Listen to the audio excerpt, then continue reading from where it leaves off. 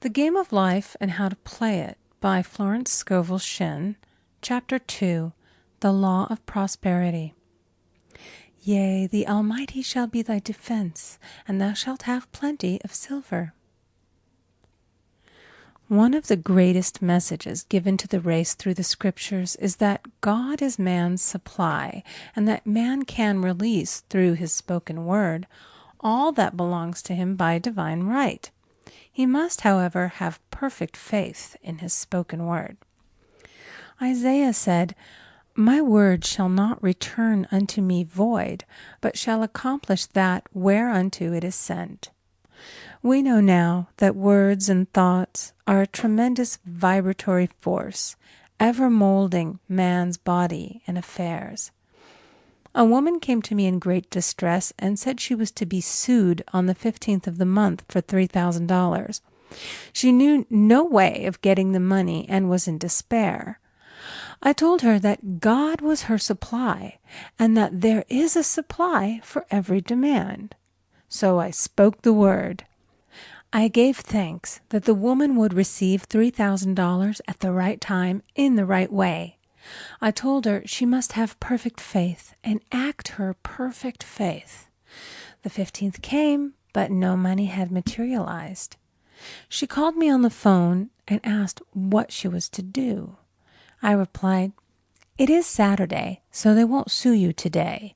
Your part is to act rich, thereby showing perfect faith that you will receive it by Monday." She asked me to lunch with her to keep her courage. When I joined her at a restaurant, I said, "This is no time to economize. Order an expensive luncheon and act as if you have already received the $3,000. All things whatsoever ye ask in prayer, believing ye shall receive." You must act as if you had already received. The next morning she called me on the phone and asked me to stay with her during the day. I said, "No, you are divinely protected and God is never too late." In the evening she phoned again, greatly excited, and said, "My dear, a miracle has happened. I was sitting in my room this morning when the doorbell rang. I said to the maid, 'Don't let anyone in.' The maid, however, looked out the window and said, 'It's your cousin with the long white beard.' So I said, 'Call him back. I would like to see him.' And he was just turning the corner when he heard the maid's voice, and he came back. He talked for about an hour, and just as he was leaving, he said, 'Oh, by the way, how are finances?' I told him I needed the money, and he said, 'Why, my dear, I will give you $3,000 the first of the month.' I didn't like to tell him that I was going to be sued. What shall I do? I won't receive it till the first of the month, and I must have it tomorrow.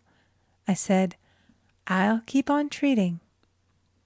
I said, 'Spirit is never too late. I give thanks that she has received the money on the invisible plane and that it manifests on time.' The next morning her cousin called her up and said, 'Come to my office this morning, and I will give you the money.' That afternoon she had $3,000 to her credit in the bank and wrote checks as rapidly as her excitement would permit.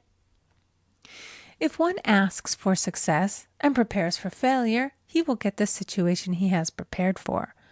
For example, a man came to me asking me to speak the word that a certain debt would be wiped out. I found he spent his time planning what he would say to the man when he did not pay his bill, therefore neutralizing my words. He should have seen himself paying the debt. We have a wonderful illustration of this in the Bible, relating to the 3 kings who were in the desert, without water for their men and horses. They consulted the prophet Elisha, who gave them this astonishing message. "Thus saith the Lord, ye shall not see wind, neither shall ye see rain, yet make this valley full of ditches."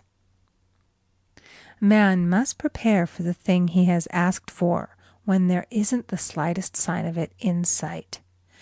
For example, a woman found it necessary to look for an apartment during the year when there was a great shortage of apartments in New York. It was considered almost an impossibility, and her friends were sorry for her and said, "Isn't it too bad? You'll have to store your furniture and live in a hotel." She replied, "You needn't feel sorry for me. I'm a Superman, and I'll get an apartment." She spoke the words, "Infinite Spirit, open the way for the right apartment." She knew there was a supply for every demand, and that she was unconditioned, working on the spiritual plane, and that one with God is a majority. She had contemplated buying new blankets when the tempter, the adverse thought or reasoning mind, suggested, "Don't buy the blankets. Perhaps, after all, you won't get an apartment and you will have no use for them." Promptly she replied to herself, "I'll dig my ditches by buying the blankets." So she prepared for the apartment, acted as though she already had it. She found one in a miraculous way, and it was given to her although there were over 200 other applicants. The blankets showed active faith. It is needless to say that the ditches dug by the 3 kings in the desert were filled to overflowing.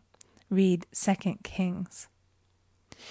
Getting into the spiritual swing of things is no easy matter for the average person. The adverse thoughts of doubt and fear surge from the subconscious. They are the army of the aliens, which must be put to flight. This explains why it is so often darkest before the dawn. A big demonstration is usually preceded by tormenting thoughts. Having made a statement of high spiritual truth, one challenges the old beliefs in the subconscious, and error is exposed to be put out. This is the time when one must make his affirmations of truth repeatedly, and rejoice and give thanks that he has already received. "Before ye call, I shall answer." This means that every good and perfect gift is already man's, awaiting his recognition. Man can only receive what he sees himself receiving. The children of Israel were told that they could have all the land they could see. This is true of every man. He has only the land within his own mental vision. Every great work, every big accomplishment has been brought into manifestation through holding to the vision, and often just before the big achievement comes apparent failure and discouragement. The children of Israel, when they reached the promised land, were afraid to go in, for they said it was filled with giants who made them feel like grasshoppers. "And there we saw the giants, and we were in our own sight as grasshoppers." This is almost every man's experience. However, the one who knows spiritual law is undisturbed by appearance and rejoices while he is yet in captivity. That is, he holds to his vision and gives thanks that the end is accomplished. He has received. Jesus Christ gave a wonderful example of this. He said to his disciples, "Say not ye, there are yet 4 months, and then cometh the harvest? Behold, I say unto you, lift up your eyes, and look on the fields, for they are ripe already to harvest." His clear vision pierced the world of matter, and he saw clearly the 4th-dimensional world, things as they really are, perfect and complete in divine mind. So man must ever hold the vision of his journey's end and demand the manifestation of that which he has already received. It may be his perfect health, love, supply, self-expression, home, or friends. They are all finished and perfect ideas registered in divine mind, man's own superconscious mind, and must come through him, not to him. For example, A man came to me asking for treatments for success. It was his imperative that he raise, within a certain time, $50,000 for his business. The time limit was almost up when he came to see me in despair. No one wanted to invest in his enterprise, and the bank had flatly refused a loan. I replied, "I suppose you lost your temper while at the bank, therefore your power.